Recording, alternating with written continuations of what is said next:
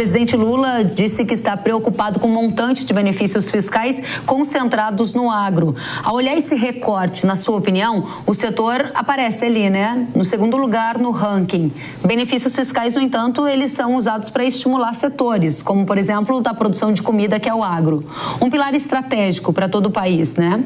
A minha pergunta é: somente no Brasil é que isso acontece ou existe de fato uma distorção em relação a benefícios fiscais que precisa ser tratada e endereçada pelo governo federal? Nós temos que entender que os benefícios fiscais que são alcançados ao agro, a imensa maioria se devem pela complexidade tributária. Por quê? Porque o agro, e sobretudo os produtores rurais, eles não estão na cadeia de débito e crédito, porque a imensa maioria dos produtores opera na pessoa física.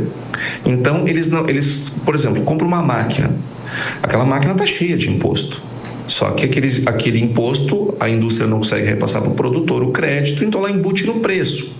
E todos nós sabemos que o nosso sistema tributário ele é altamente complexo, tanto é que estamos fazendo uma reforma tributária, então nós não podemos, não tem como conviver com uma carga tributária sem fazer essas desonerações. Então, o que o governo fez? Ao invés de fazer reforma tributária, lá no passado, ele foi criando essas desonerações de modo que não criasse uma mega de uma injustiça e tornasse o setor absolutamente incapaz de competir. Em segundo lugar, e respondendo diretamente a sua pergunta, nós competimos com países que subsidiam a produção, ou seja, governos que dão dinheiro para os produtores, para que eles possam se tornar mais competitivos.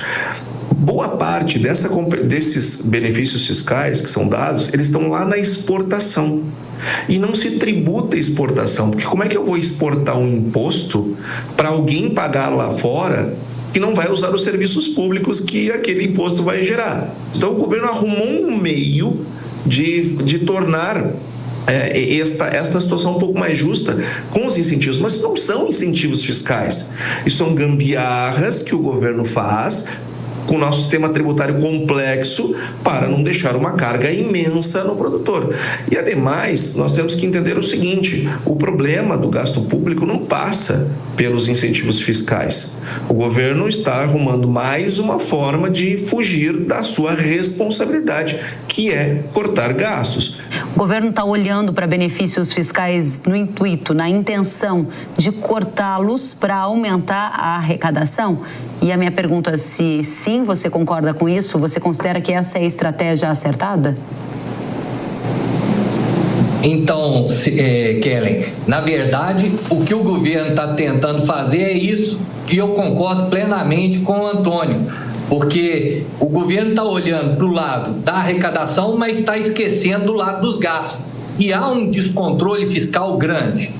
Eu acho que, em relação a alguns números, viu, Kellen, pegando um pouco aí da pergunta que foi feita para o Antônio, a gente tem que relativizar esses 11% que foram colocados. 11% é um valor grande? Depende. Quando a gente analisa para a importância do setor, nós estamos falando de um setor que gera 50% das exportações, de um setor que é 1/3 do PIB, Produto Interno Bruto, e, além disso, um setor que gera 20% do emprego.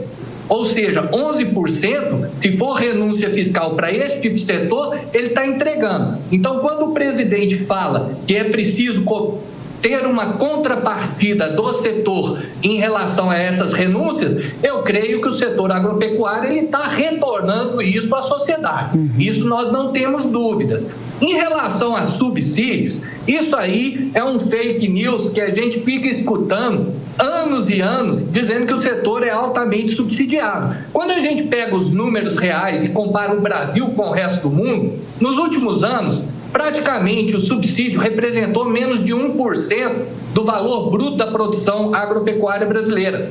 Quando a gente compara a União Europeia, esse valor é de 19%.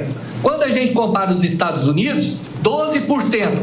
E a gente não precisa ir longe. O nosso vizinho argentino tem um percentual de subsídio de 11% do seu VPP. Então, o agronegócio brasileiro, ele é pouco subsidiado, ele retorna muito à sociedade E basta a gente ver, naqueles polos agroindustriais que a gente tem, de acordo com o último censo demográfico e os dados estatísticos do IBGE, foram aquelas regiões que mais cresceram, gerando um maior PIB per capita que, em última análise, retorna à sociedade em melhores serviços, condições de trabalho melhores, aumentos salariais. Ou seja, o setor agropecuário ele vai ter um efeito de transbordamento muito positivo na sociedade.